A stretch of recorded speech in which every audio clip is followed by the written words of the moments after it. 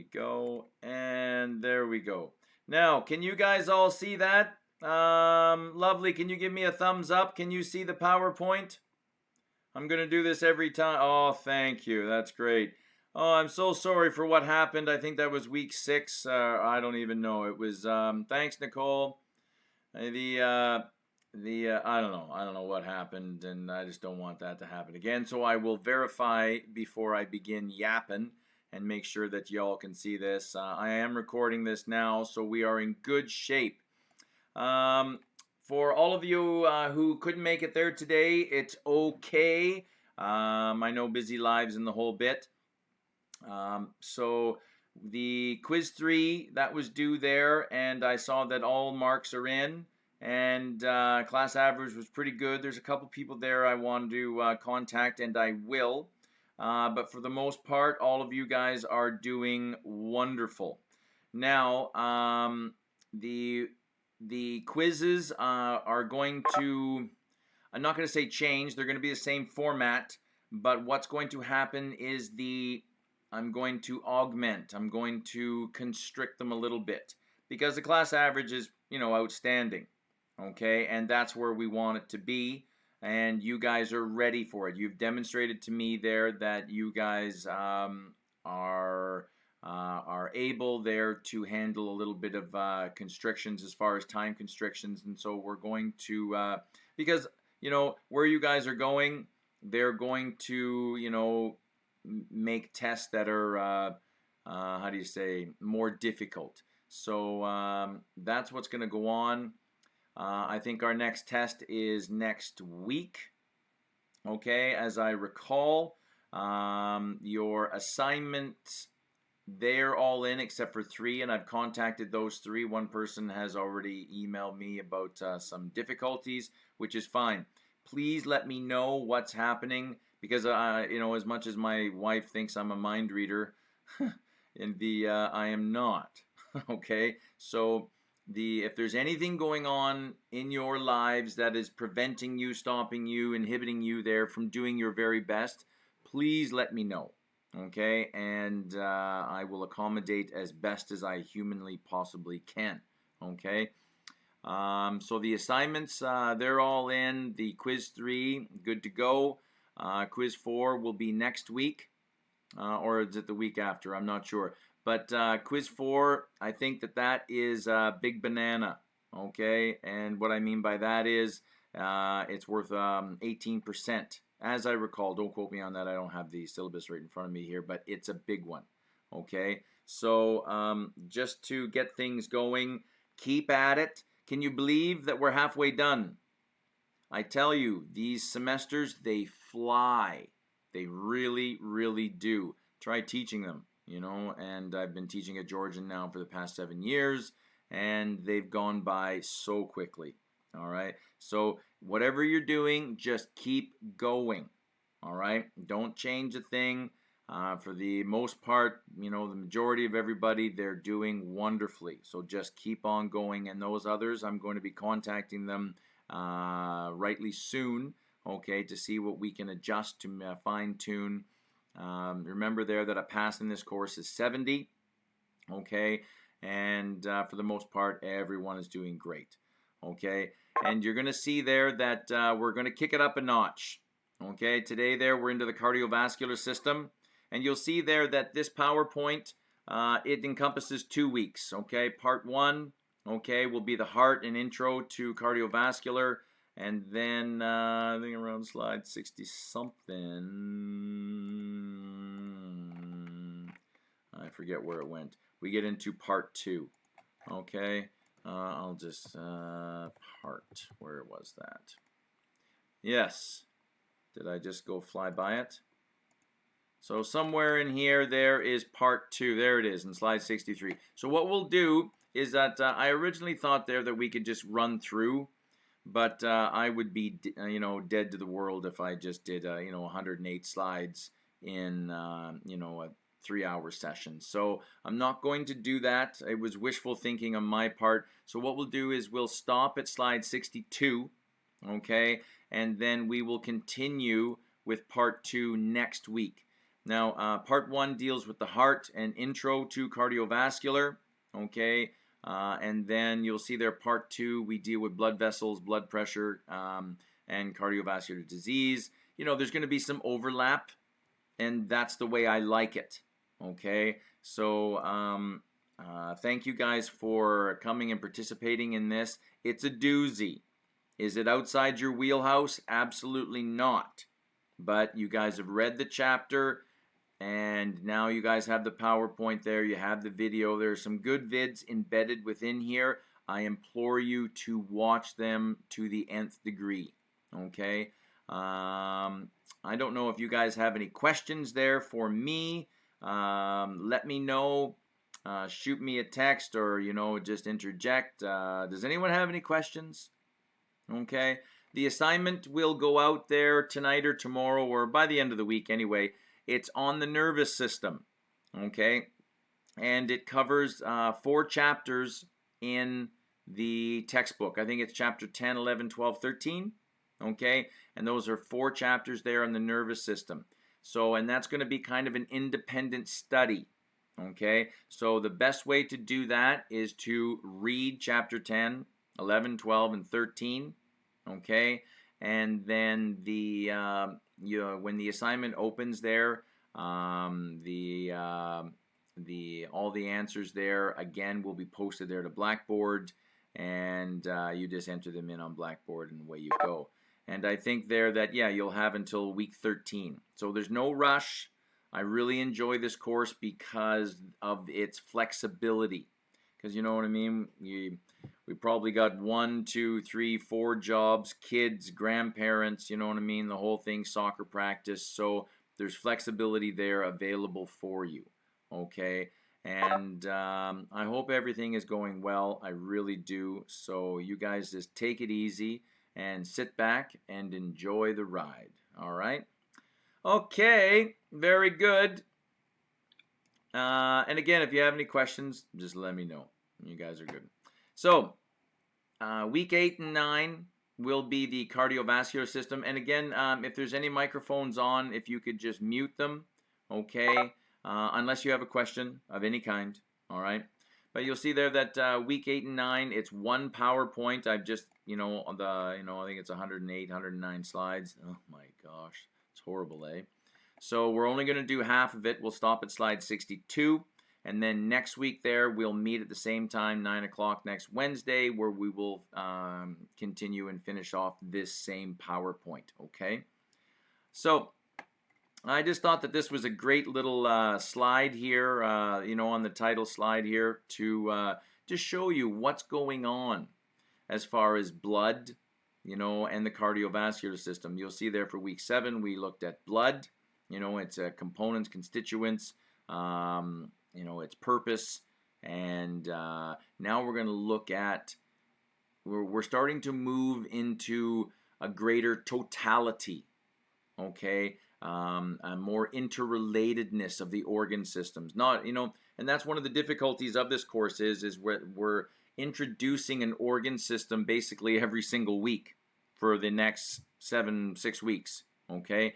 But even more important than that is these organ systems and their interrelatedness unto each other, okay? I've talked there that, what's more important, the cardiovascular system or skin? Well, we would say cardiovascular system, of course, right? Well, skin is just as important because we couldn't live without skin. And you'll see there that the cardiovascular system imparts a force upon the skin. We looked at the skin there, and it's a way of, releasing excretion, getting rid of heat, sweating, that whole idea. Well, the cardiovascular system, when you're talking temperature control, we're going to look at the blood vessels.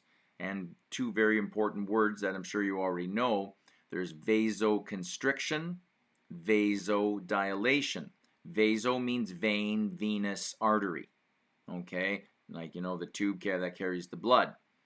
But you have vasoconstriction, where the blood vessel gets smaller, tighter. And then you have vasodilation, okay, where the diameter of the blood vessel increases. and it has a huge and profound effect upon, this meeting will end in 5 minutes. The maximum meeting duration for basic plan is 40 minutes. What? What's going on here? That is new. What is happening? What? Oh my gosh. Why is this doing this to me? It better not be. Well, at least there I am. Okay. But I hope there that, I don't know. I hope that this doesn't end. Oh my gosh, there's just something going on in all of these, eh? We'll just keep going. I have no idea what just happened, but I hope that this doesn't end in 5 minutes. Okay? We may have to... Oh dear, I don't know what happened.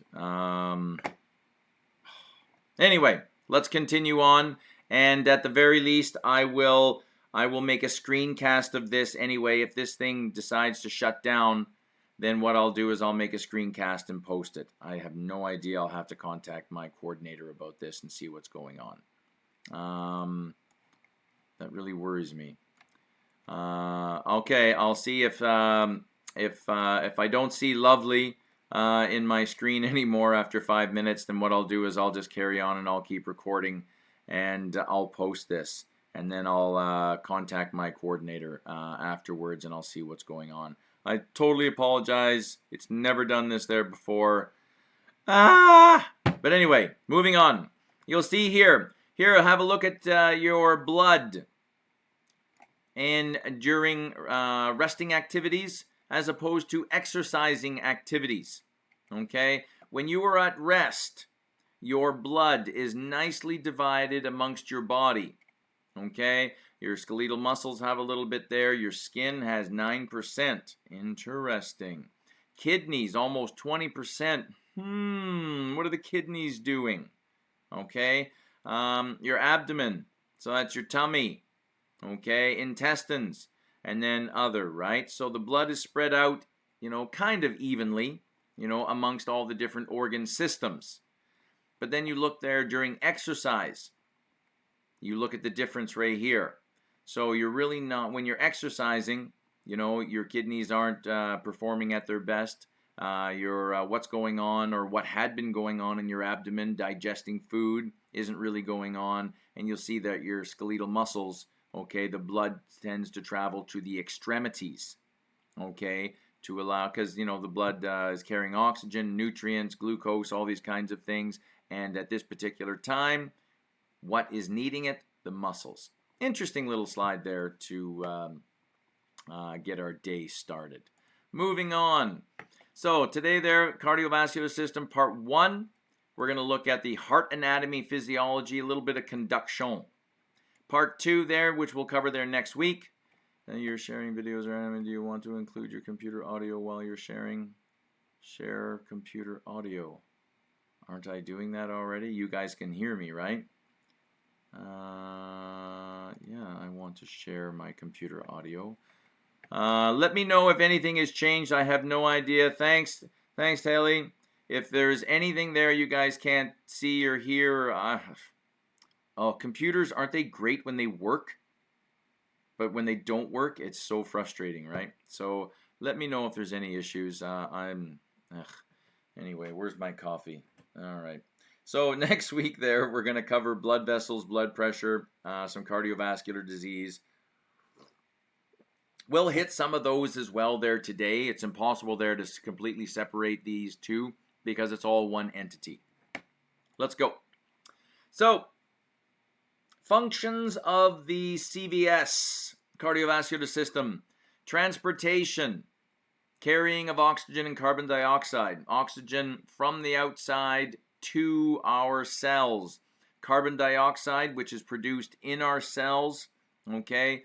It's a byproduct there of the breakdown of sugar for energy, okay? And carbon dioxide gets carried from my big toe out to my lungs and out back into the atmosphere. Carrying nutrients around, okay? Wastes, Hormones. Oh yeah, we'll get the hormones for sure. Regulation. Okay, so that just kicked everyone out. I apologize for that. I have no idea what's going on, but as far as I know, we are still recording. Okay, so let me just continue on and I'll post this off. I can't believe it. I don't know what's going on. I guess we need to switch. All right. Anyway, I'll just keep going on. I hope you guys aren't too mad. I don't know what's going on. So regulation there, we've got temperature, okay, vasoconstriction, vasodilation, blood pressure in the tissues. Okay, this all has to do with vasoconstriction and vasodilation. When you're talking blood pressure, okay, it's initially created there by the heart. And we'll get more into this when we get into the blood vessels there. But your BP, your blood pressure, that whole idea of 120/80, it is a very, very important concept, okay, in moving that blood around. So lastly here, we got protection, the whole idea of blood clotting. You know, we talked about that there during week 7. You know, the platelets, the thrombocytes there, fibrinogen. You know, when you get a minor cut, which we all do, you know, daily, weekly, okay, and we just thank goodness there that we do not bleed out, okay. I'm very worried there. Is that screenshotting? I hope that is, okay. And so lastly here we have the immune cells, okay, white blood cells. That's what we've got going on there, all right, and they are they make their presence known when we have an infection, okay. The location of the heart, okay, I love this word, mediastinum, okay, that is where it's located, superior there to the diaphragm and near the midline of the thoracic cavity. Okay, I'll say that again. Superior to the diaphragm. There's your diaphragm. We'll hit that there when we get into breathing. Okay, and near the midline of the thoracic cavity. All right, and enclosed in the area between the lungs and the sternum to the spinal cord. And it's quite interesting there to see, you know, when you're talking anatomical position, there's your right lung, here's your left lung, right?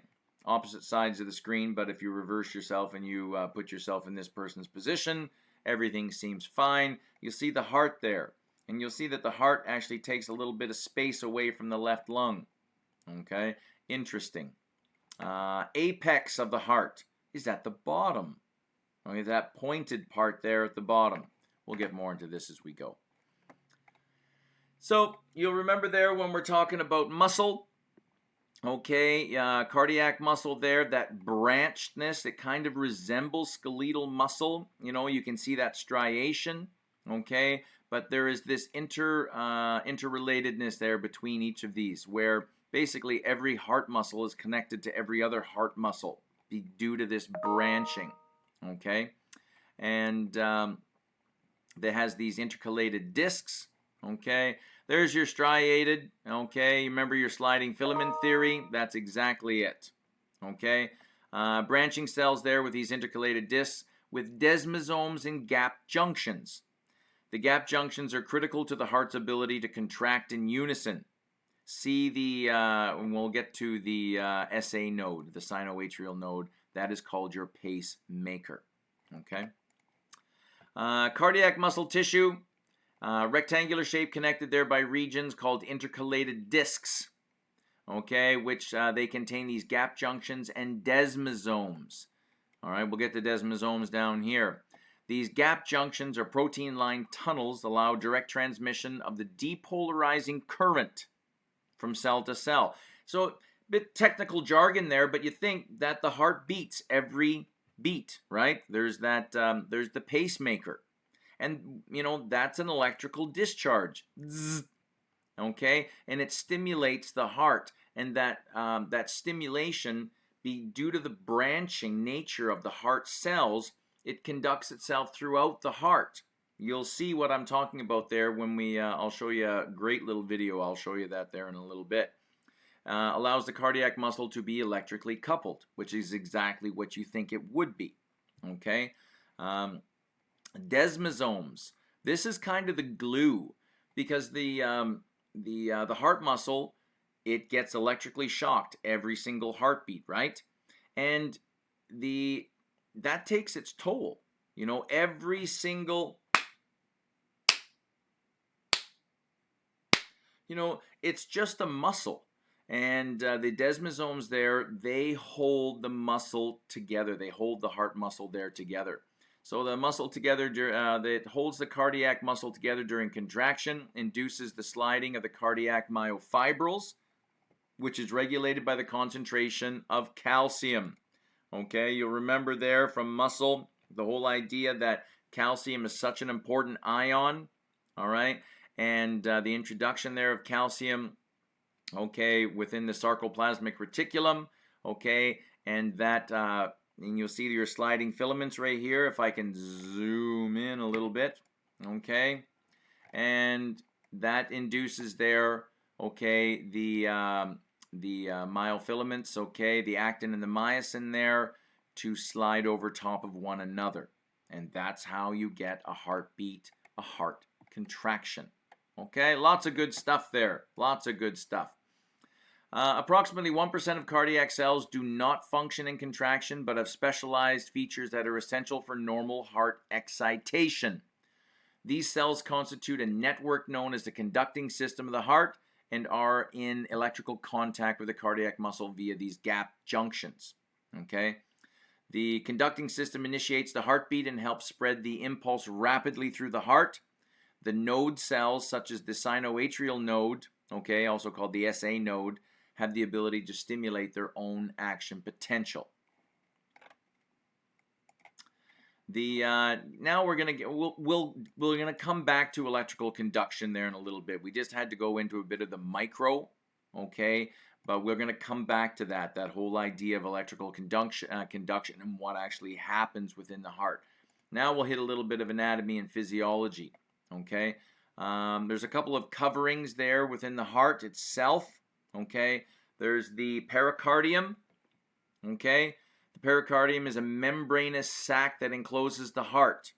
Okay, consists of two portions there. I'm not too interested in these, if you guys can remember the pericardium for sure, but there's a tough outer connective tissue layer, fibrous pericardium, and you'll notice there that basically a lot of most of the organs, they'll have this protective covering.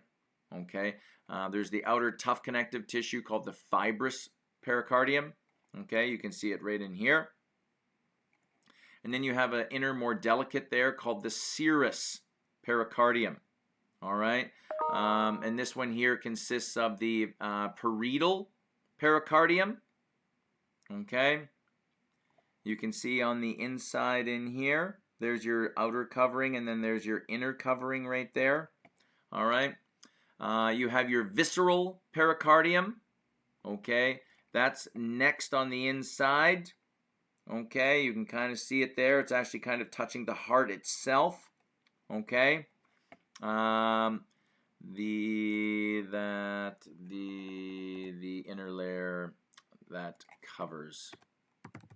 Don't know why that. So that's the inner layer there that actually covers the heart.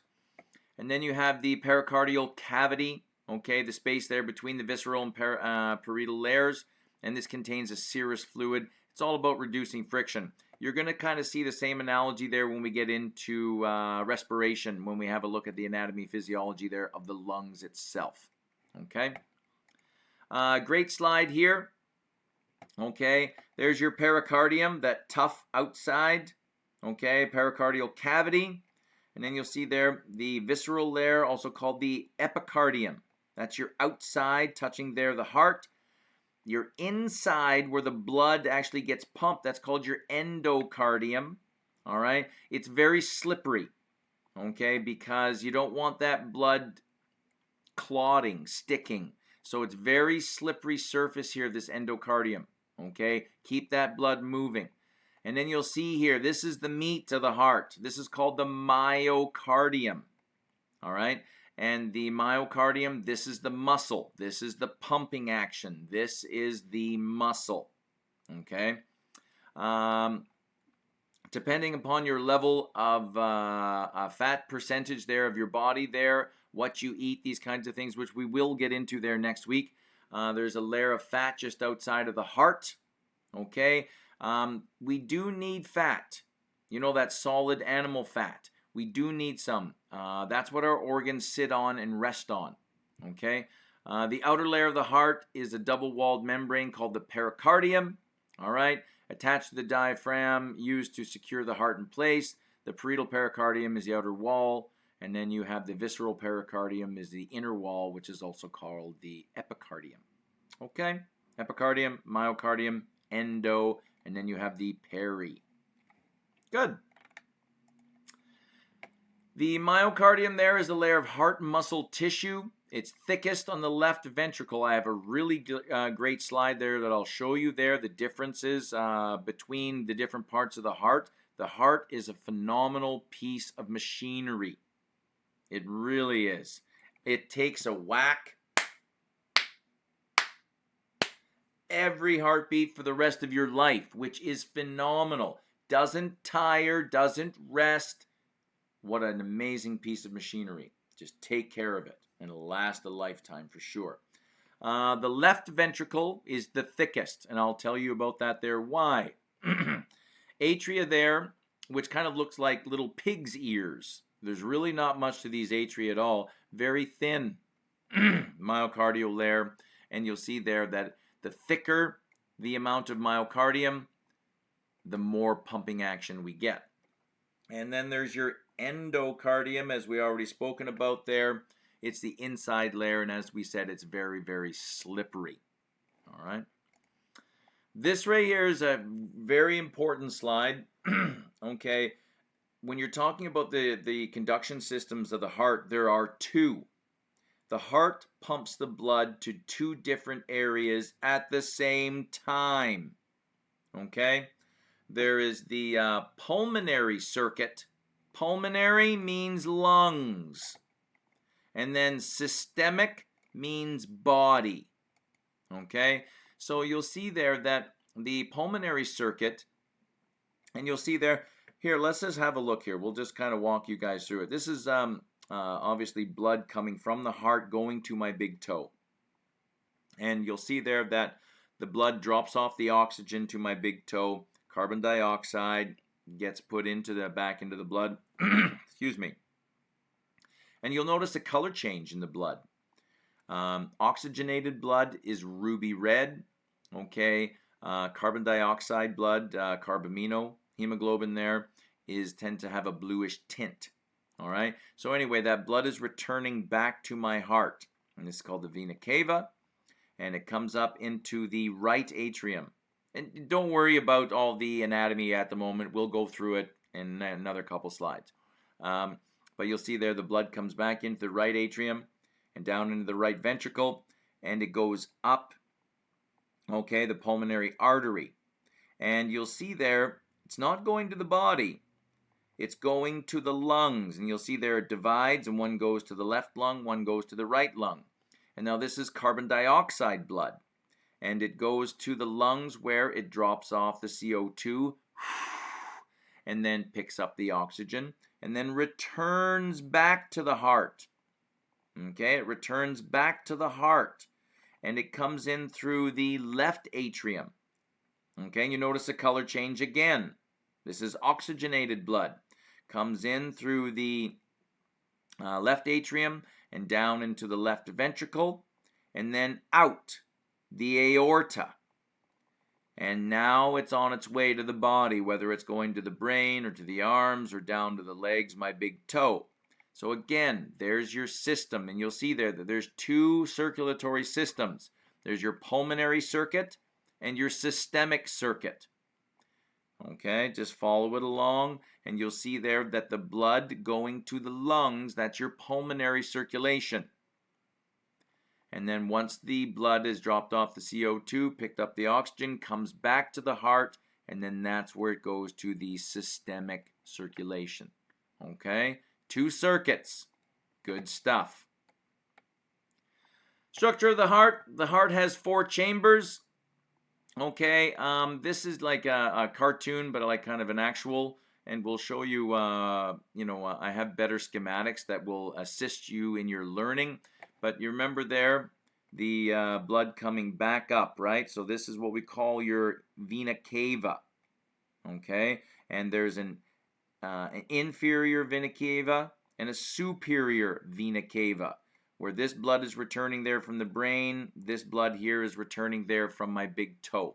All right, and you can see it right here, inferior vena cava, superior vena cava.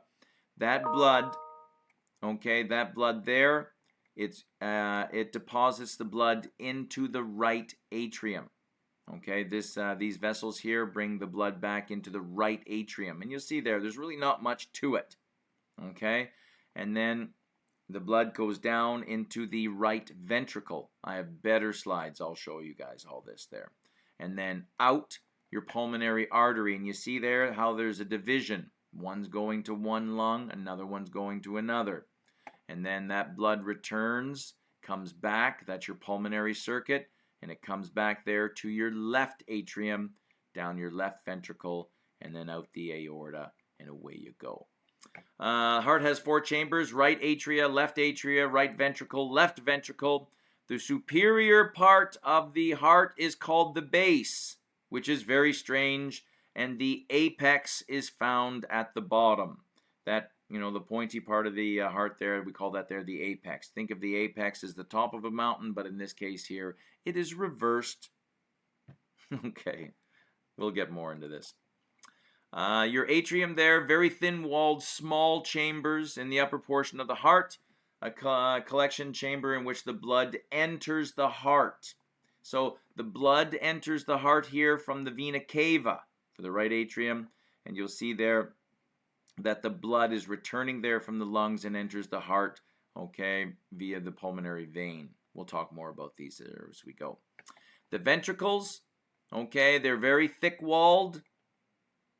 One is much thicker than the other, okay, located there in the lower portion of the heart, sends blood out of the heart. So the atriums, they bring the blood in, the ventricles, squish, gets the blood out, okay, and they receive the blood there from the atrium.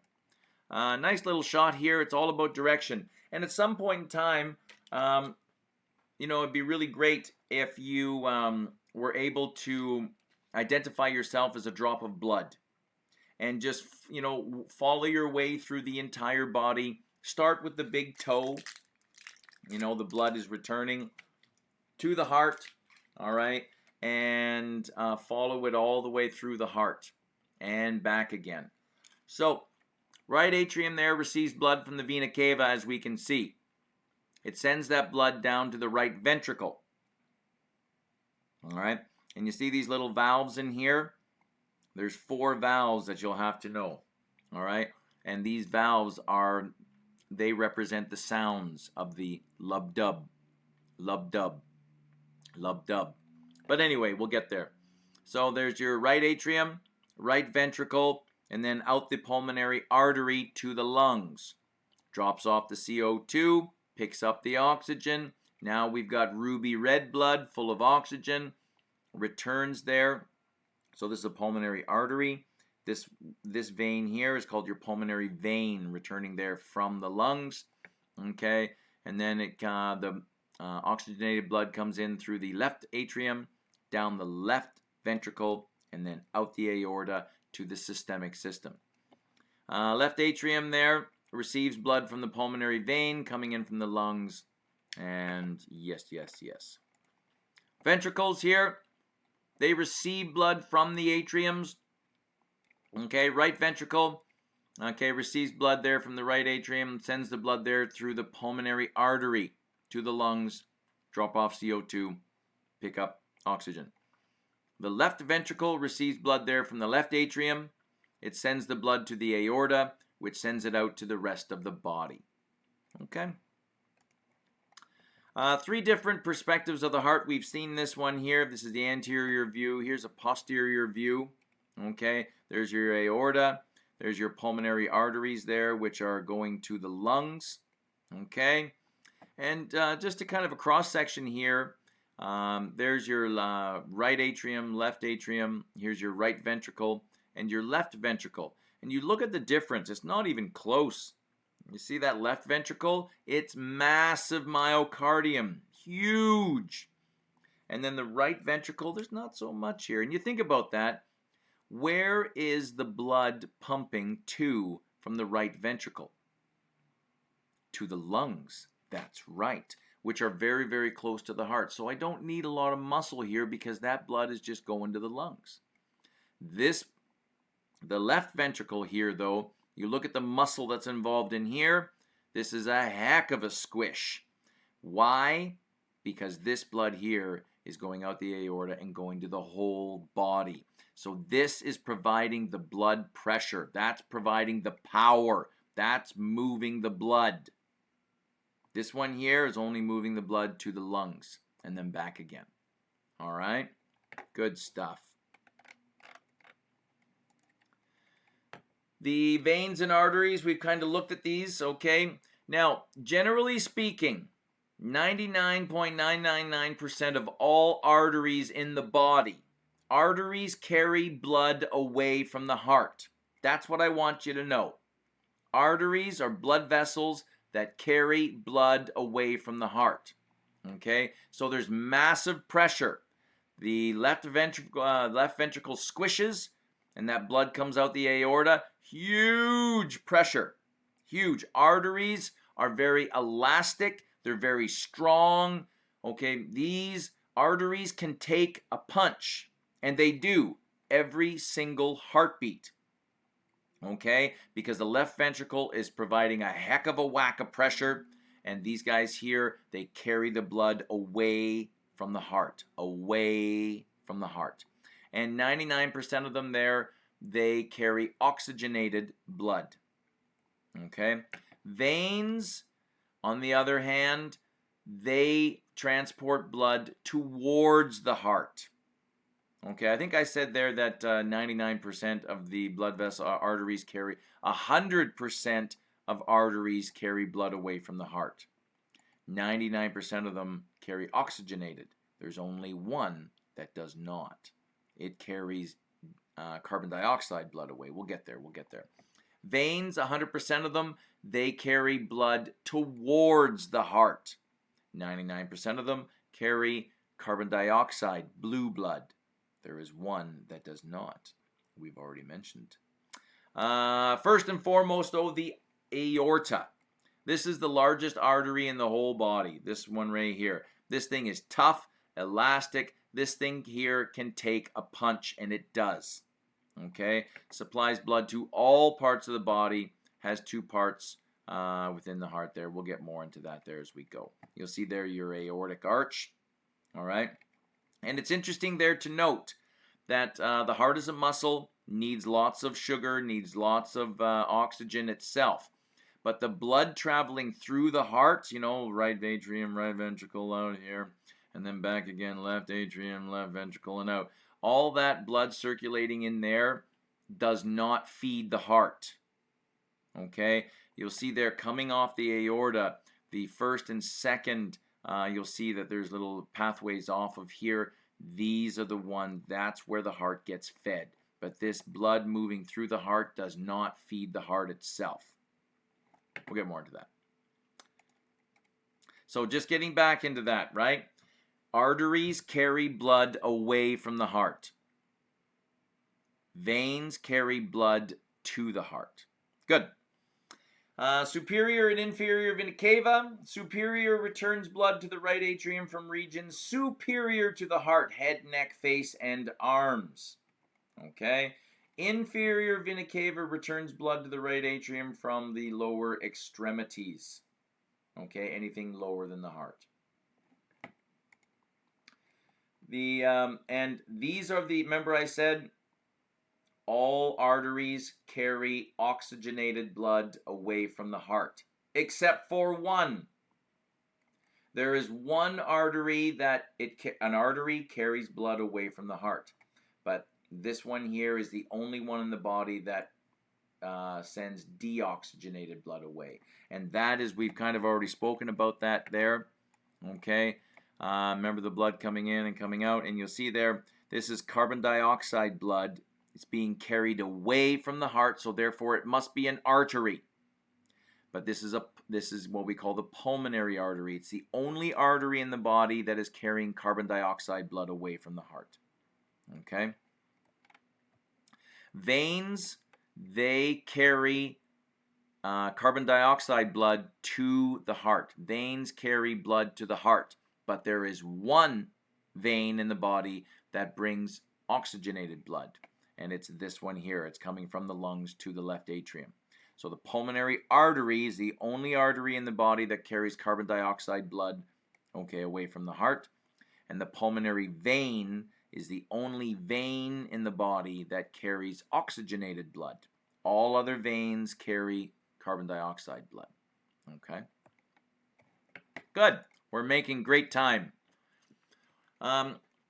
And again, I would like you guys to envision, and this is the part where I want you to envision yourself as a drop of blood and being able to travel through the entire body per se.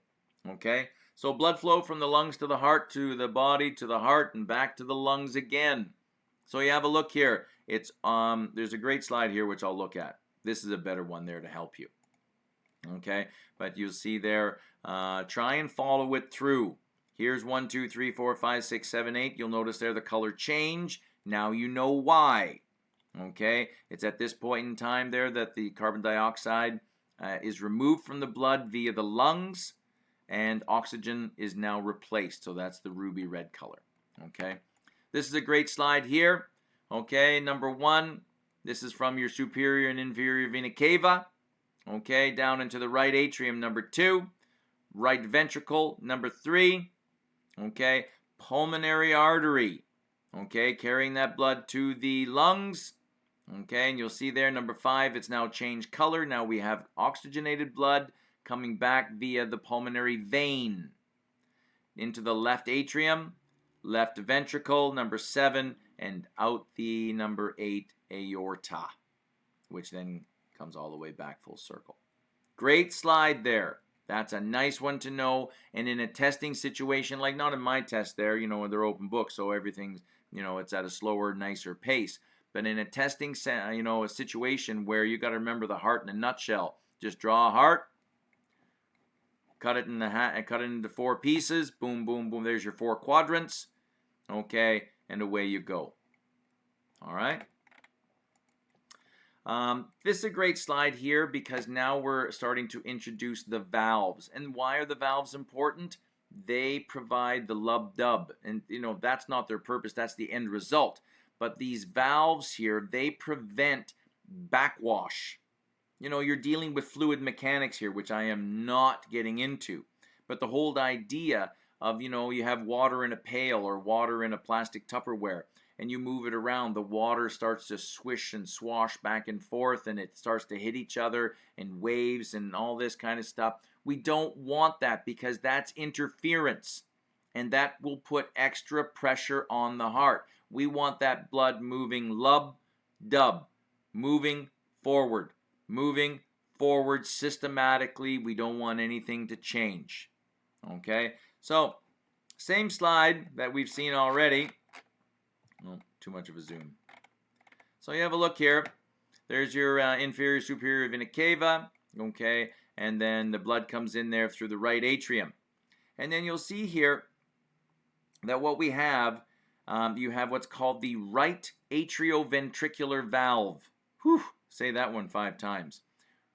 And we actually say the right AV valve. It's the valve that separates the atrium from the ventricle. Okay, and you actually have another one over here. The left atrium, the left ventricle, you have the left AV valve. And it's not really a valve per se. Well, it is, 100%. Okay, it's more of a trap door. And you'll see that, I'm just going to kind of unzoom out. You'll see there that there are these what we call chordae tendineae. And these are these pulleys that are attached to these papillary muscles there on the inside of the ventricle. And these papillary muscles, they contract and they pull these chordae tendineae. And what happens there when the blood enters? These guys here, the papillary muscles pull on the chordae tendineae and they open this. So the blood really doesn't pump into the ventricle, it kind of falls. You see how that works there? And the same on this side.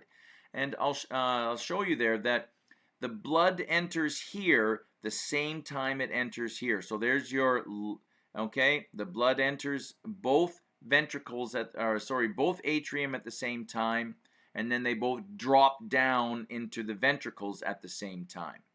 We'll show you here, okay? There's lub, dub. And these guys here, they provide the lub, okay? And these chordae tendineae, they get pulled, the trapdoor opens, and the blood drops into the ventricles at the same time, okay?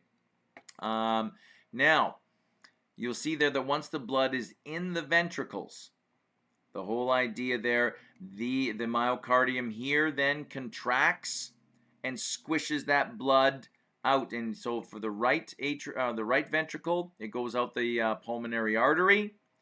Okay, and you'll see how this one is formed. The blood squishes through here.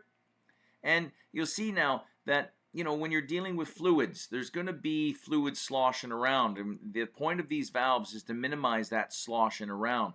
And you do not want the blood dropping back in. The same for these guys here. If the blood drops into the ventricles, you don't want the blood getting kicked back because these guys are going to be contracting, right? And if these guys are squishing, you know, they want the blood going out this way. They don't want it going back here because there's new blood that's coming in behind. All right, so that's the whole point of these valves, okay, is to stop.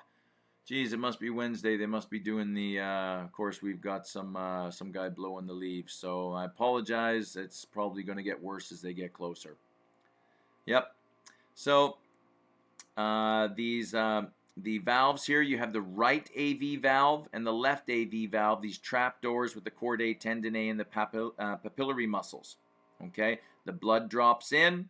Okay, and then once the blood is in here to the two ventricles, which happens at the same time, okay, the ventricles will contract, squish, and you'll see that we don't want the blood going back into the atriums.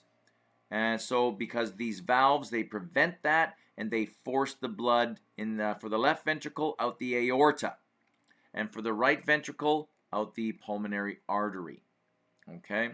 We'll get into the interventricular septum when we get into heart conduction. Okay, lots going on here. Pause the video, rewind it. This is heavy, but it's all needed good stuff. The AV valves there, these are valves that maintain a unidirectional flow so blood cannot flow backwards. That's the whole point.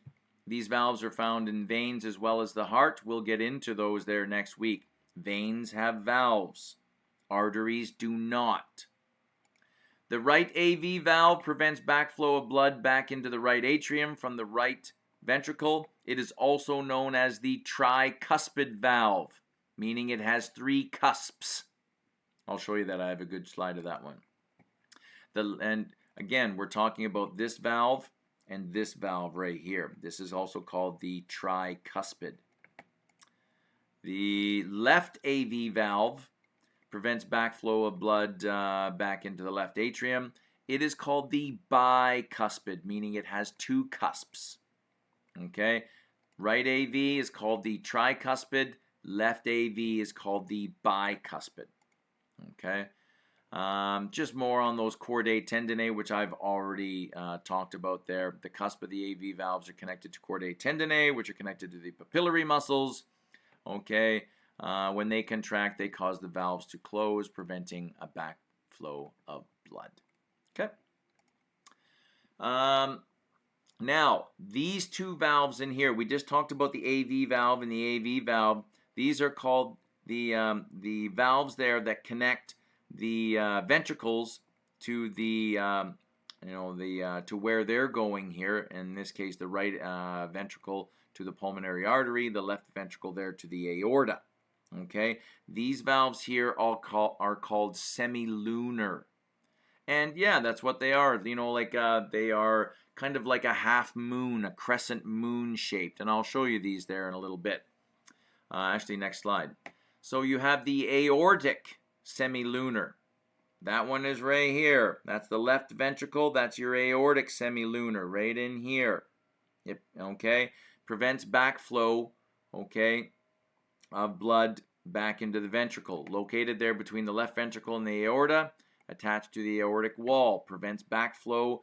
When the left ventricle squishes, the blood is supposed to go up, not supposed to come back down.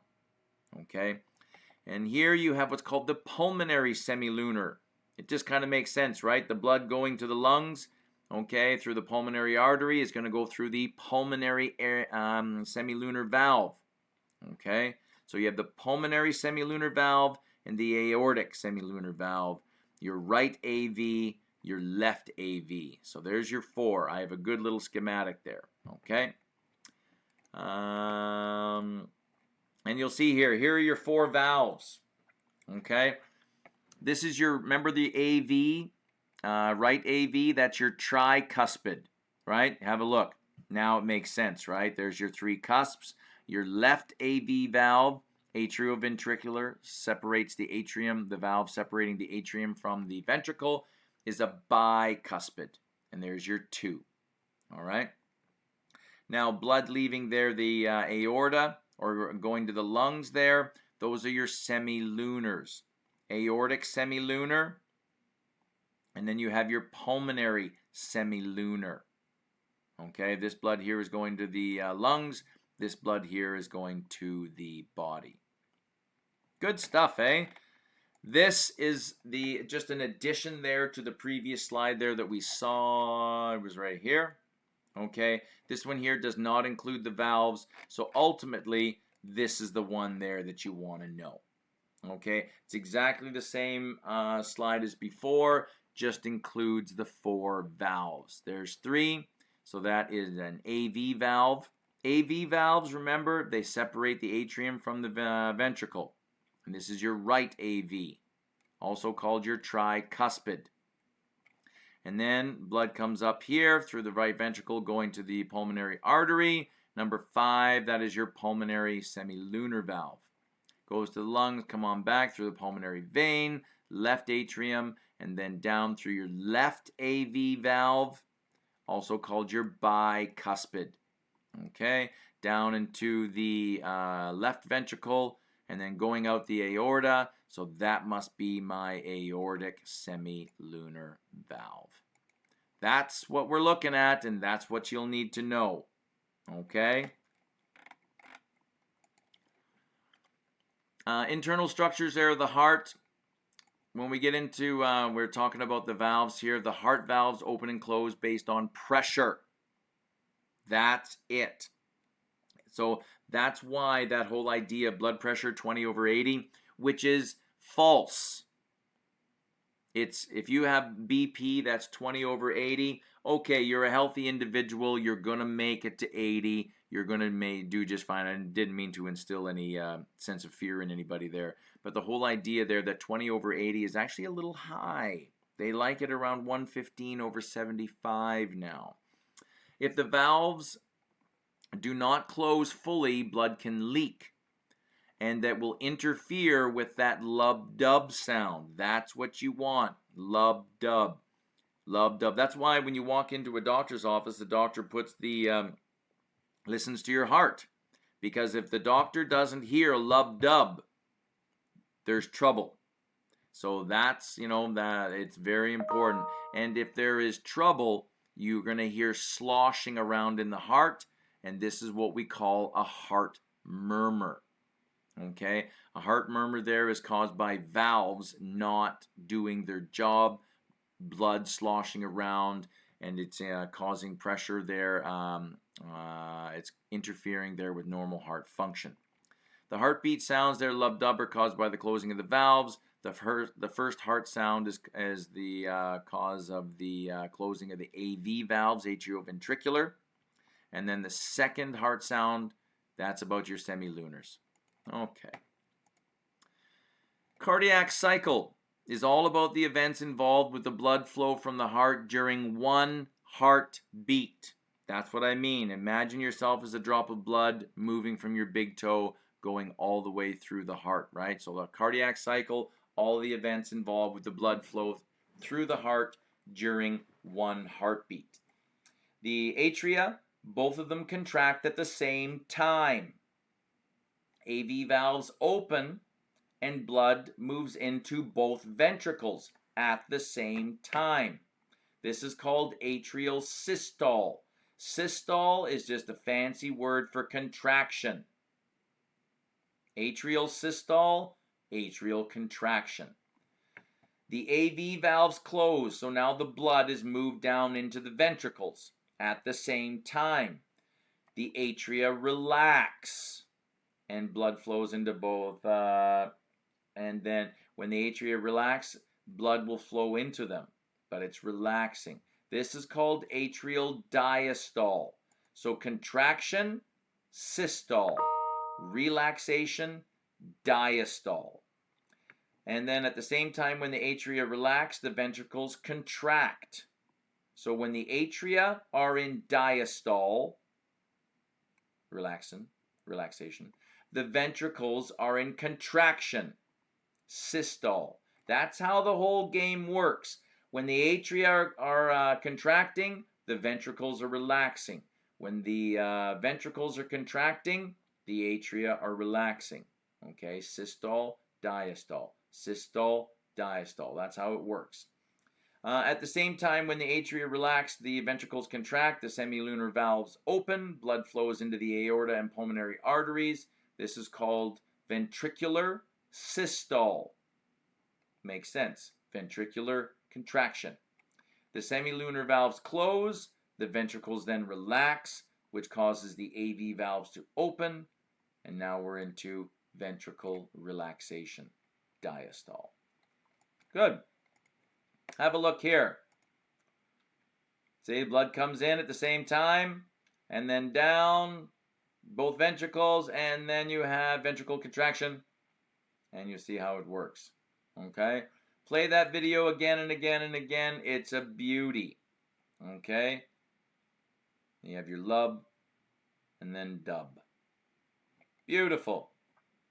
And this is just for your own here, the whole idea. The blood moving there from my big toe in and around. So let's have a look here.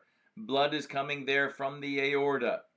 Okay, massive pressure, huge pressure. The aorta is so thick and elastic, it's designed to take a hit every heartbeat for the rest of your life. And as the blood travels there from the aorta, it gets down into arteries, which are smaller, but still huge pressure. And then they move into it's not listed here, but there's arterioles. Okay, now we're starting to get into the microscopic almost, and it's still huge pressure.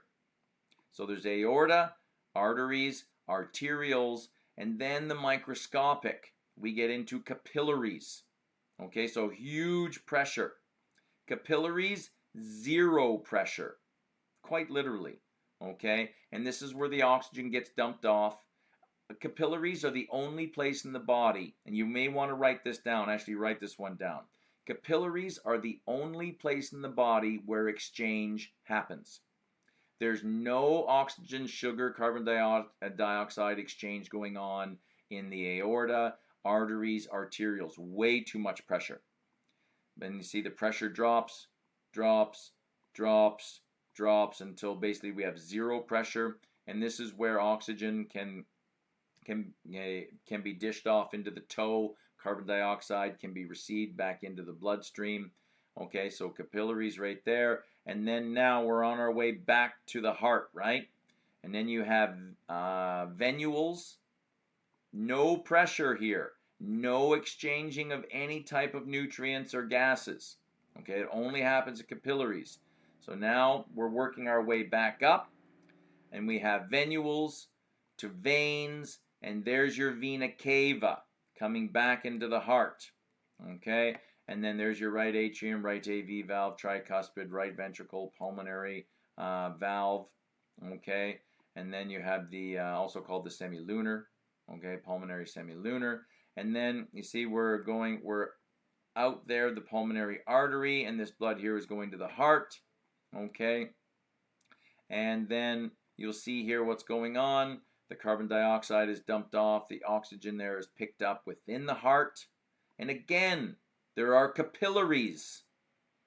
Okay, there's capillaries there by my big toe, and there's capillaries there in the lungs. Capillaries, the only place where you have the exchange of things, and that's what's going on in the lungs, right? Dumping off the CO2, picking up the oxygen. So there's more capillaries there of the lungs, and I'll show you. I have a great electron micrograph of that one. And then we have the pulmonary vein carrying blood back, and then there's your left atrium, there's your bicuspid, left ventricle, and then your aortic semilunar, and away you go. Okay, great, great, great. Love it, love it, love it. Now, as I said there earlier, the heart doesn't get fed off of anything there that's moving through the heart. Okay, but once that blood leaves the aorta or the left ventricle, you'll see it right in there. It's not easy to see, so I've kind of put a yellow circle around it there. There's two vessels that come right off the aorta. So since the heart's doing all the work, the heart gets first crack at all the food. And there you have what's called the left coronary artery, as well as the right coronary artery. These are the two main branches there. This oxygenated blood feeds the heart. So the heart gets first crack at this blood coming out to the body. Okay. Blood pump through the heart chambers does not exchange nutrients, oxygen with the heart itself. Heart cells receive blood supply via the left and right coronary arteries, which happen to be the first and second branches directly off the aorta.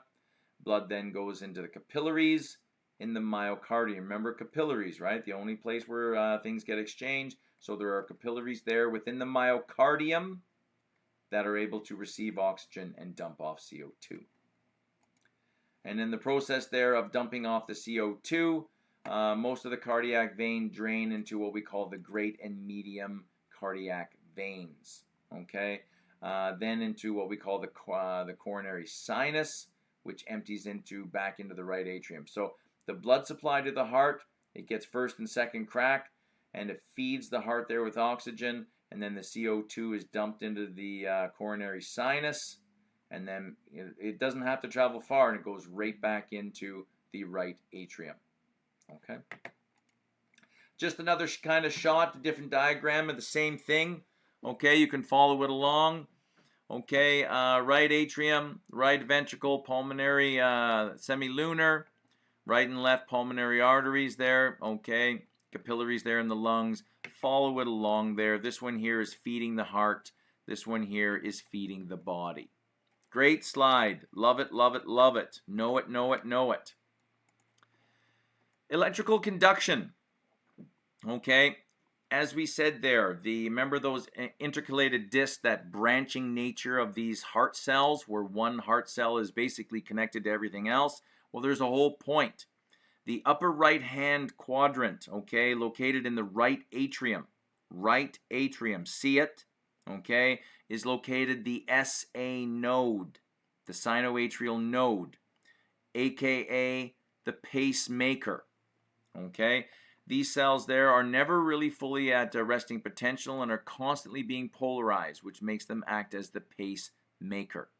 Okay, since all the heart cells are interconnected via these gap junctions there, that action potential will spread throughout the heart, causing the entire heart to contract. Okay, so first the atria contract and then the ventricle. And you have a look here. Great slide. There's your SA node located there in the right atrium, and watch what happens.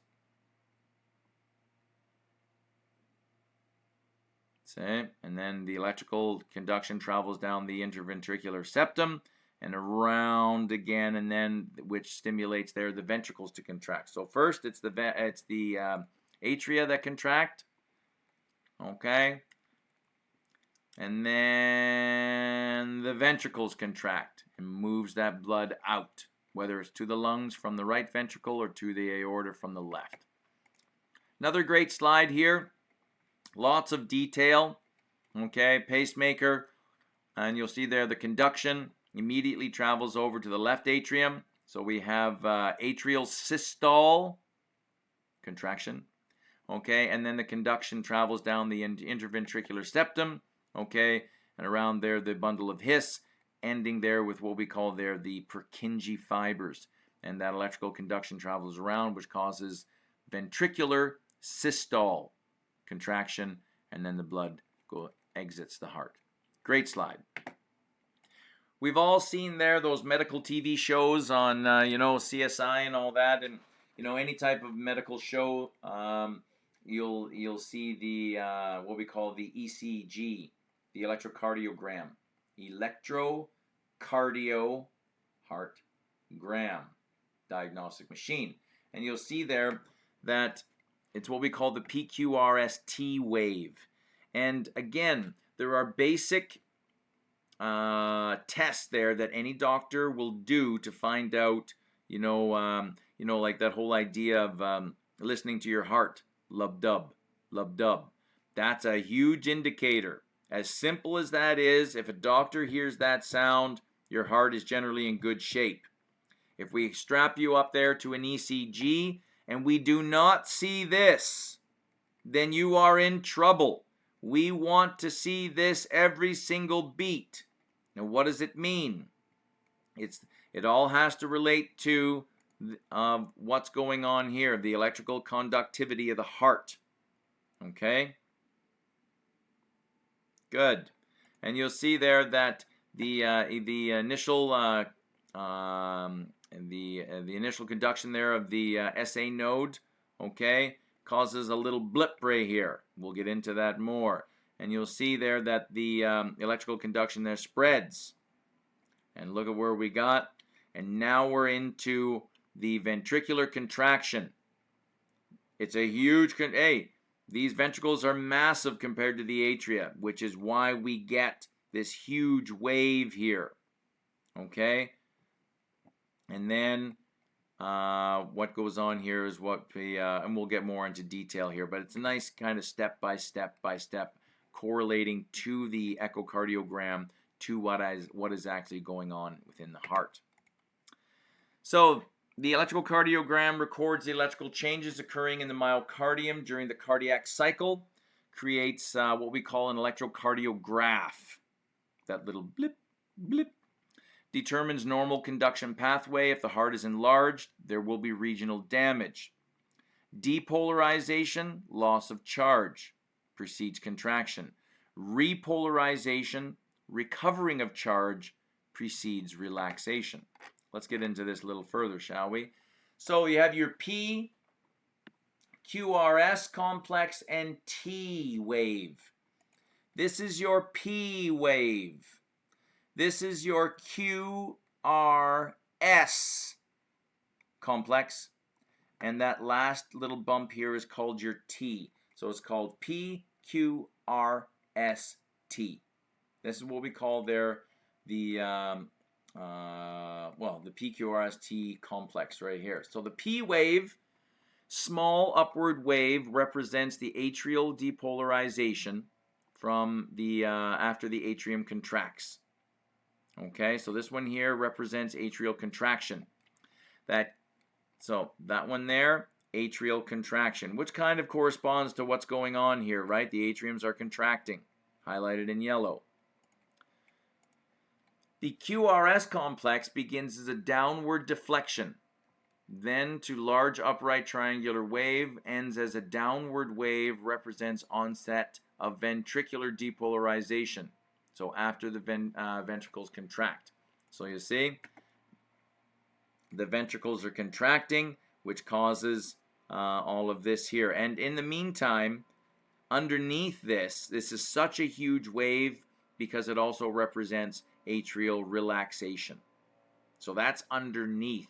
The atriums are relaxing, which is causing a little bit of a bump, okay, underneath this, which is augmenting it and making it a bigger bump here. The T wave, this is at the end. That's one right here. This is the dome-shaped upward deflection. Represents ventricular repolarization, and this is after the ventricles are relaxing. Okay, so here's another shot of what's going on here. You can follow this step by step. There's your P, atrial contraction, as you can see right there. And now the ventricles are beginning to fully contract, and there's your PQRS. And you'll notice there that when we have contraction, the opposite is relaxing. And that's what the atriums are doing at this time, which enhances this bump a little bit. Okay, so here we fully have a ventricular contraction. All right, and now when the ventricles are relaxing, that relaxation causes a bump. Okay. Irregular heart rhythm due to defects in conduction system. Okay, there's a couple things there that can go on here that can cause what we say arrhythmias. Okay, this is where the SA node can be disrupted. Yeah, the whole idea that the SA node is regular, and this happens in people. You know, elderly individuals there, they'll have a pacemaker installed in their heart, which then maintains a systematic heartbeat, which is what you want. If the SA node is not working systematically or regularly, that can cause disruption to the lub-dub. It can cause disruption there to the PQRST and, you know, the valves as well. This can cause coronary heart disease, atherosclerosis. Say that one, okay? I just say heart plaque. Plaque, like, you know, like plaque on your teeth. This is plaque in your arteries, okay? Fatty deposits there that can interfere with blood flow. Hyper, right? Not hypo, low, hyper, increased tension. Myocardial infarction, okay? Myocardium, that's what that means. So that's the heart muscle that's doing the pumping. Infarction means cell death. There's another kind of cell death that we've introduced, okay, that was called apoptosis. That is programmed cell death. These cells are supposed to die. Apoptosis, programmed cell death. Infarction is not programmed. It's not supposed to happen. So, myocardial infarction, heart cell death. Okay, hyperthyroidism, which we'll get into more there when we get into the endocrine. Defective heart valves. Okay, if you don't hear that lub-dub, that can be trouble. Stress. There's two kinds of stress. And I'm going to add this right here. Acute and why is that not coming to me? I've said this there a million times. Oh, sorry, yeah. That leaf blower outside is interfering. So, acute stress. This is the stress there that's caused from tests. Short bursts of stress that, you know, Kelly Clarkson, what doesn't kill you makes you stronger.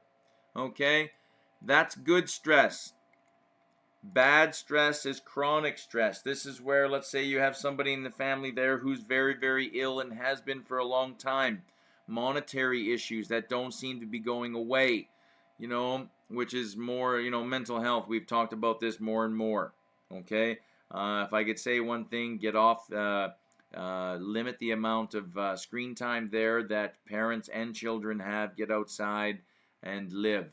Chronic stress, mental health seems to be on the rise there these days.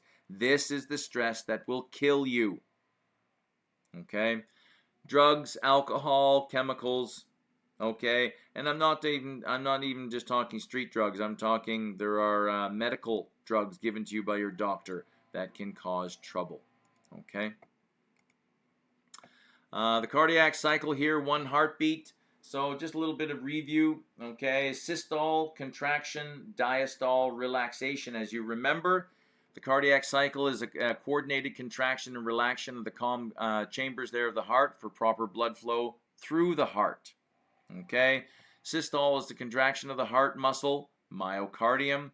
Diastole is the relaxation of the heart muscle. So you see here A, B, and C.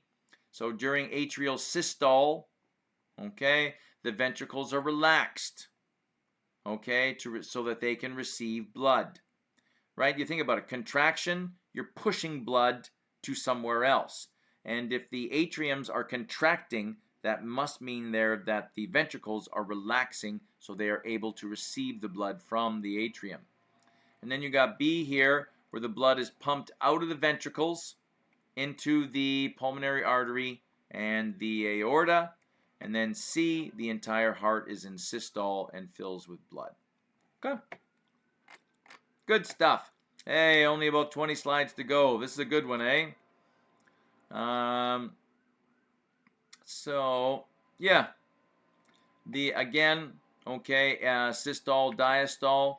As the ventricles contraction begins, blood is forced against the AV valves, causing them to snap shut, right?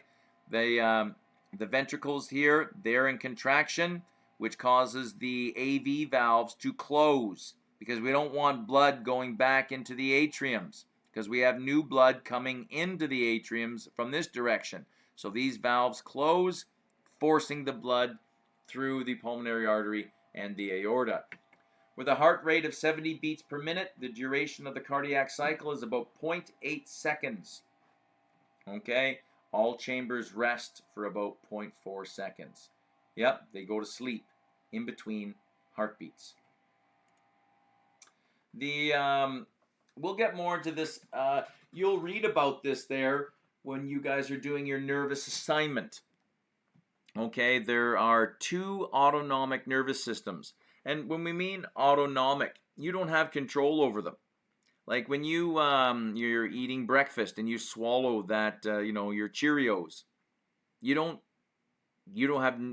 now do not have any control over those Cheerios or that banana you've eaten. It's gone. You don't see that banana for probably another 24, 36 hours.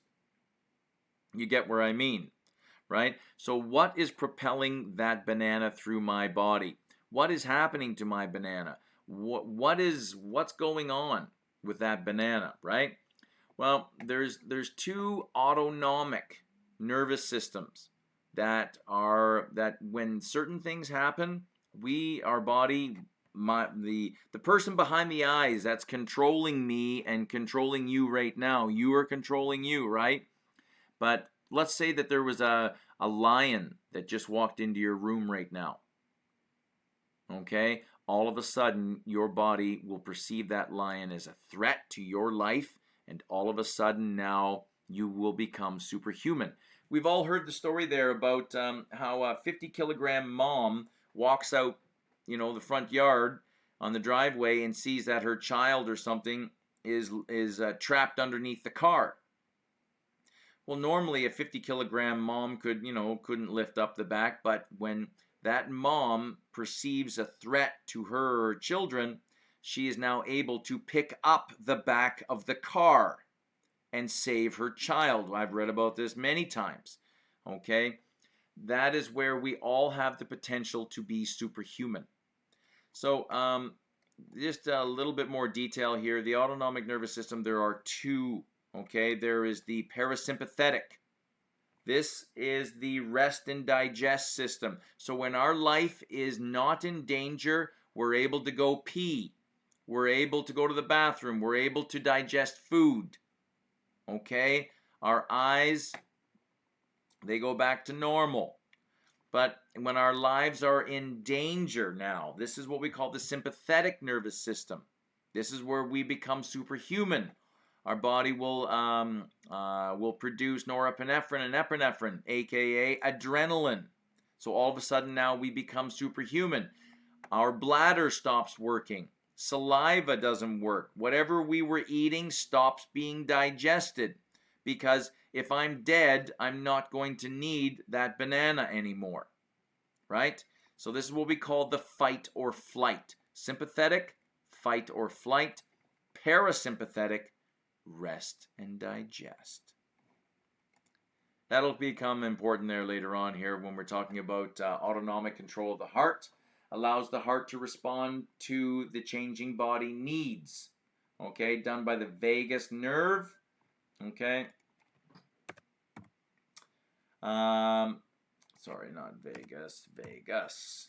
Involves the sympathetic and parasympathetic nervous system. So the autonomic nervous system helps coordinate and adapt cardiac function to the ever-changing needs of the body. It can affect the rate of firing of the cardiac muscle, speed at which the impulse travels through the heart, and even the force of contraction. So if our lives are, if our body perceives something as a threat, we can become superhuman. We really, really can. So the heart will start, the cardiac impulse will increase. Our heartbeat races, right? Thump, thump, thump, thump, thump, thump, thump. Okay? And the force at which the myocardium contracts will be stronger. So therefore, I'll be able to pump more blood. Okay? Because our muscles obviously need more sugar and need more oxygen because our life is in danger. Okay? Just more. I'm not too interested in this. This is a bit beyond, but the whole idea here, you're sympathetic there, via the vagus nerve here. It can affect the pacemaker, okay, speed up the rate at which those electrical conductions move. Okay, not too interested in that, so I just thought it was interesting there just to show you. So increased SA node activity and heart rate. Here we're talking sympathetic, fight or flight. Fight or flight. Increases the speed of the cardiac impulse through the conduction system. Increases the force of the myocardial contraction. So the sympathetics fire when the demand of the body increases, as in exercise. This firing is also part of the fight or flight response. Excess sympathetic activity causes trouble there with the heart, what we call tachyarrhythmia. Okay, it becomes a problem there later on if this happens too much, and here we're talking about chronic stress. Chronic stress is that bad stress, right? If it's too much, it can disrupt the normal rhythmic pattern there of the heart. Drugs, hormones there that mimic the effect of sympathetic nervous system. Okay, not too worried about these here, but when you're, drugs, alcohol, these kinds of things will absolutely affect. Alcohol will depress the heart. There are certain drugs there like amphetamines, these ones here, that will increase the heart rate. When a person is in shock, these sympathetics there can fire to attempt to compensate by raising BP. Decreasing SA node activity here. Okay, the previous slide there was increasing, but we can the body has the ability there to compensate. So if we were in a stressful situation, the body there and our lives are not in danger, our body will start to slow things down to a normal resting state, right? The SA node is dominated there by the vagus nerve, producing a resting heartbeat of around 72 beats per minute. Okay, you remember each heartbeat is around 0.8 seconds. Okay, 60 seconds in a minute, so it's around 70 beats per minute. Okay, if the vagus discharge is interrupted, the heart rate increases. Intense vagal discharge can decrease heart rate and speed of impulse conduction. This causes bradydysrhythmias there, such as a heart block. Vagomimetic drugs, such as digoxin, slows the heart rate and the speed of impulse conduction. Okay, you know what I mean? So there are ways there to slow the heart down, and that's what the body does when it flips in between parasympathetic and sympathetic and back and forth. So parasympathetic, we can speed it up. Okay, heart rate accelerates, but then when our life is not in danger anymore, okay, we can slow it down. And very good slide here. Interesting there to know. Where did we go? This is a good one. Cardiac output. There may be a little bit of mathematics on the test. Okay, nothing too crazy here. Okay, Little formula, cardiac output is equal to heart rate times stroke volume. Heart rate, okay, this is the rate at which your heart is beating, usually in BPM, beats per minute. Stroke volume, how much blood is being pumped in a single heartbeat. So, right, and you see here, cardiac output, this is your total blood output out of the heart. And it's equal to your heart rate, which is beats per minute, times the amount of blood being pumped per beat. Interestingly enough, we only have about 5 liters of blood. That's about 2.5 Coke bottles. That's not a lot of blood. It doesn't take long to bleed out if you've severed an artery, you know, and you'll know that you've severed an artery if you'll get this squish, squish, squish, this blood rhythmically exiting the body there. That's where you want to stop that immediately. Try a tourniquet and tie it as tight as you possibly can, all right, to stop that arterial blood squirt, okay? Cardiac output in a healthy heart can increase 4 to 5 times, and this is normal in stressful situations. We can kick this up if need be, and we call this there the cardiac reserve, okay? Factors that can affect cardiac output. Athletic individuals tend to have lower resting heart rates because their heart is a muscle, and the more you exercise the muscle, the stronger it gets, the more elastic it gets. It can take a better hit.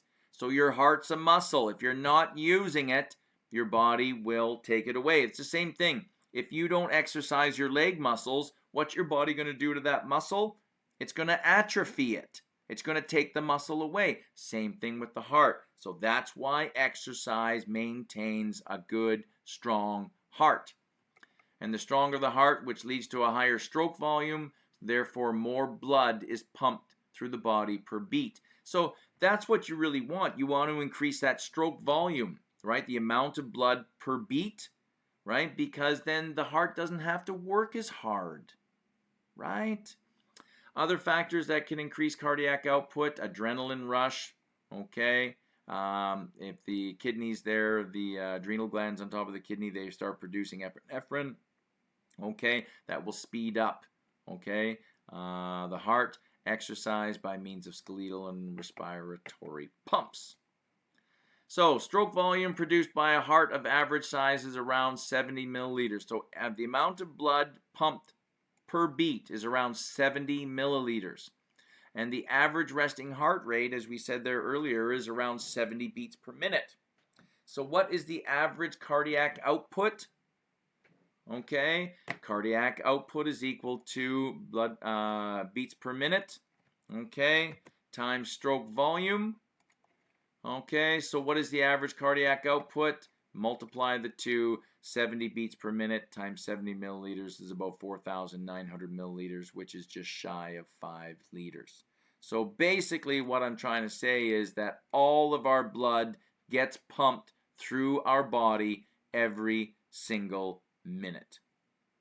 Interesting, eh? Hope you guys are enjoying this. I love it. You can change your stroke volume. It's called the Frank-Starling law. Which states there that the stroke volume of the left ventricle will increase as the left ventricle volume increases due to what we call, remember those the muscles there, they can stretch. And basically, like this guy here just kind of created a law that really kind of, you know, I don't even really think it's a law itself, but I guess it has some type of bioanatomy and physiological applications, sure. So basically what it's saying is if the ventricle can stretch and does stretch, it's able to pump more blood. The Frank-Starling law states that the stroke volume of the left ventricle will increase as the left ventricle volume increases. So if the volume of the ventricle increases, stretches, well then it can pump more blood. Well, thank you for telling me that. That makes perfect sense. Of course it can. But that's what's going on. It's called the Frank-Starling law. Starling's law of the heart changes the force of contraction by stretching the myocardium. mechanisms there, aligns the sarcomeres. Remember, those are the thick and thin filaments there of the muscle. Aligns the sarcomeres for greater interaction between the actin and myosin. Inotropic effect changes the force of contraction without stretching the myocardium, makes calcium more available. Remember, calcium is that magic mineral, right? Without calcium, no muscle fires. So if there's more calcium available, you're going to get more of a stretch. Why does a high venous return result in a high cardiac output? High venous return. So what we're talking about here, a greater amount of blood returning to the heart, well, that's going to stretch the heart, and then the heart's going to kick out more. That's all that means in a nutshell. More blood coming back to the heart at any given point in time will cause a stretch in the myocardium, and if the myocardium get a little stretched, they'll recoil that much harder and kick out that much more blood. If there's a decreased amount of venous return, then you're not going to get that stretch, so therefore you're not going to get that strong of a kick out. Okay? And you think here, in stressful situations, we are in this area.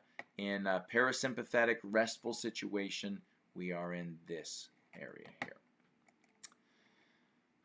Clinical terms, end diastolic volume and preload. End diastolic volume there, the amount of blood in ventricles at resting phase end. The end diastolic volume determines how much the ventricle is stretched and is the basis of Starling's law of heartbeat. Okay? Preload, another name for end diastolic volume, is an increased preload stretch, increased preload stretches the ventricle, causing a stronger force of contraction. The stronger contraction increases the stroke volume and cardiac output. Yeah, basically it's just saying the same thing. An increased amount of blood returning to the heart will cause an increase there, okay, in the capability or capacity or volume of the ventricle. And if the ventricle, the volume has been increased, it's able there to kick out more. These guys have been stretched. It's like stretching a rubber band, right? The longer you stretch a rubber band, the more it's going to snap, right? If you don't stretch it very much, you're not going to get much of a stretch, okay? Which means you're not going to get much of a snap back. Ejection fraction here is the percentage of blood in the ventricle that is pumped by the heart. Normal ejection fraction is around 67%. It's not 100%. Okay, true enough. Exercise will increase this number. Heart failure will decrease this number. Both stroke volume and ejection fraction are terms used to describe the amount of blood pumped from the ventricle in one beat. Stroke volume expresses this idea with a number of milliliters per beat, in and around 70, 80, depending. 70 milliliters there is resting, sitting down, but thinking, doing things, walking to the fridge. You're in and around 80 or so. The ejection expresses the idea as the percentage of the contents of the ventricle that was pumped out, as we said there, around 67%. What does an ejection fraction of 35% indicate? Woo! Such a fraction indicates a weakened heart muscle that is capable of pumping only 35% of ventricular volume. So the ventricles there are able to kick out more, but there's something there causing them not to. Okay? Afterload, okay, here we're talking about resistance. And we'll get more into this there when we get into next week when we talk about blood pressure. And you have to think there that whenever you are pushing a fluid down a pipe, which is what we're doing, okay, the pipe is going to push back. Okay, you push a fluid down a pipe, the surface area, okay, of the pipe is going to rub against the fluid because the fluid is trying to get down one way, but the pipe is there and it's resisting. It's causing resistance against the blood pressure, and basically it's causing resistance against the heartbeat. So the heart has got to push through that resistance, which is why you get into your 120 over 80. The 120 is coming from the heart. It always has to be bigger than the lower number, because the lower number, the 80, that's your resistance. Okay, we'll get more into that definitely next week. Right ventricle hypertrophy, okay, enlargement. Some people call it their, you're talking their beer heart or something like this, where the heart becomes enlarged, overly enlarged, and that is not a good thing, okay? Frequently occurs in response to chronic lung disease, such as emphysema or asthma. Afterload refers to the amount of work there that the myocardium must exert to pump blood against the resistance, illustrated here by these gremlins here pinching the aorta. Okay, aortic blood pressure is the left ventricle's afterload. Chronic hypertension increases afterload and causes left ventricle hypertrophy and eventually heart failure. Okay, afterload there can be altered there by drugs. So you see there, preload, we're pumping more blood in. Okay, and the afterload there, it will cause resistance. We'll get more into that there next week. Digoxin, where you guys would be going, you'll see this drug all the time. Inotropic effect, change in myocardial contraction not caused by stretch. A positive inotropic effect increases force of contraction, and a negative one decreases the force of contraction. Chronotropic effect, change in heart rate. A positive chronotropic effect increases the heart rate, and negative one decreases. Dromotropic effect, change in the speed at which the cardiac impulse travels from the SA node through the AV node in the bundle of His and the Purkinje fiber system. A positive dromotropic effect increases the speed in which the cardiac impulse travels through the heart. Digoxin slows the heart down, calms you down. Digoxin exerts a positive inotropic effect, okay, increases the force of contraction, so we get more blood pumping. A negative chronotropic effect, okay, and a negative dromotropic effect. Why would you check your patient's heart rate prior to administering digoxin? Yeah, you just don't give this to somebody, okay? You need to check their heart rate first, because this thing is going to slow down the heart. And if the heart rate is already kind of low, you don't want to slow it down further. Okay, we want to avoid a heart rate of less than 60 beats per minute, because you can get into trouble. The heart rate can be too slow. Heart failure, it's all left-sided. Poor ventricular function, fluid backs up in the lungs. Yep, that is trouble. That's what we call heart failure. And it's also exhibited there by excess fluid in the feet, right? Because everything is bound by the laws of physics. And gravity pulls things down. So, and if our heart isn't functioning as properly as it should be, fluid will collect in the feet. That's why elderly people there who have congestive heart failure tend to be wearing special socks that keeps that fluid moving. Okay, that's backwards. Okay, where fluid can back up and collect. Forward looking, where we have poor left ventricle function and decreases blood flow to the systemic circulation, so we end up feeling very tired. Right-sided, okay, blood backs up into the vein. Remember there, the inferior vena cava, okay, remember the blood is coming in from the vena cava into the right atrium. Blood will kick back, okay, and slow down blood flow into the right atrium. Heart failure treatment goals. The heart is a muscle. You've got to work it. And if you can't run around and do exercise and go to the gym, walk, walk, walk. We'll tell you there, we'll move on to it there next week.